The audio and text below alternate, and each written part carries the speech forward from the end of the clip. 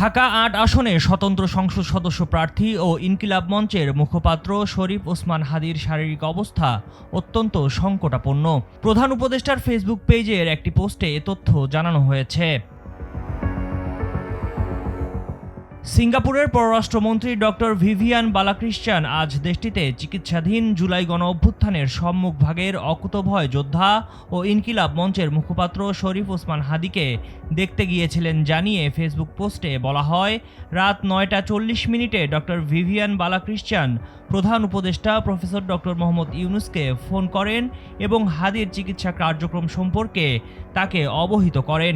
তিনি জানান, হাদীর অবস্থা অত্যন্ত সংকটাপন্ন। ফেসবুক পোস্টে প্রধান উপদেষ্টা দেশবাসীকে শান্ত থাকার আহ্বান জানিয়ে হাদীর জন্য দোয়া ও প্রার্থনা করার অনুরোধ করেন। গত ১২ ডিসেম্বর দুপুরে রাজধানীর পুরানা পল্টনের বক্স কালভার্ট রোডে বিজয়নগর এলাকায় রিকশাযোগে যাওয়ার সময় ইনকিলাব মঞ্চের মুখপাত্র শরীফ ওসমান হাদীকে গুলি করে পালিয়ে যান দুজন। গুলিতে হাদী মাথায় গুরুতর আঘাতপ্রাপ্ত হন। প্রথমে তাকে ঢাকা মেডিকেল কলেজ হাসপাতালে নেওয়া হয়, পরে এভারকেয়ার হাসপাতালে স্থানান্তর করা হয়। এরপর থেকে সেখানেই চিকিৎসা চলছিল।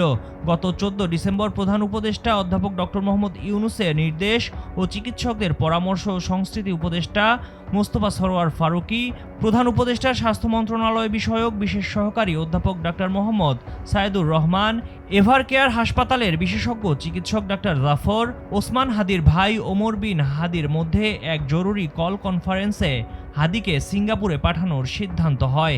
তার চিকিৎসা সংক্রান্ত সব ব্যয় বহন করছে সরকার। ডেস্ক রিপোর্ট, সময়ের আলো।